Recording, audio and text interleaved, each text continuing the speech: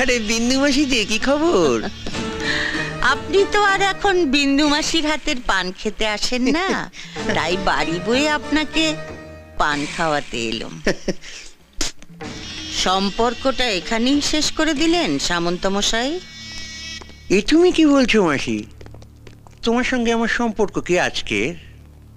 আমি আগে যেমন তোমায় ভালোবাসতাম এখনো তেমনি ভালোবাসি। এর চেয়ে বেশি বলার আগে আপনার লোকদের সরে যেতে বলুন সামন্ত মশাই। দেখলে তোমার সঙ্গে আমার সম্পর্কটা এখনো কেমন মধুর। গার্ডদের সামনে তুমি আমায় গালাগাল দিলে না। এবার দেব। আমি জীবনে অনেক হারামি দেখেছি, কিন্তু আপনার মতো এক পিসও দেখিনি। এই যে সাদা ধুতি পাঞ্জাবি পরে মন্ত্রী হয়ে হিল্লি দিল্লি ঘুরে বেড়াচ্ছেন, কার জন্যে? আমার জন্যে, এই বিন্দুবাসীর জন্যে।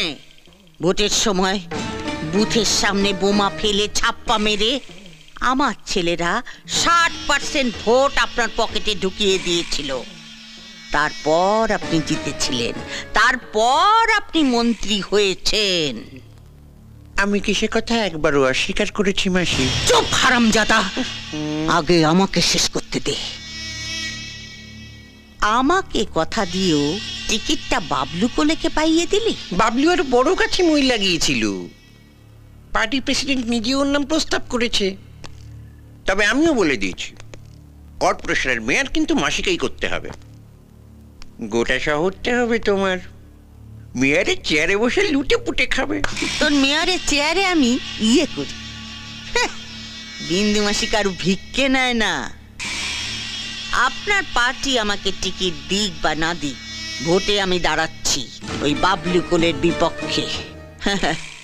ভোটের এখনো অনেক দেরি আছে, তার আগেই আপনি জানতে পেরে যাবেন কে জিতেছে, ওই বাবলু কোলে না এই বিন্দু মাসি। তারপর দেখ কেমন লাগে। এই চলে আয় সবাই।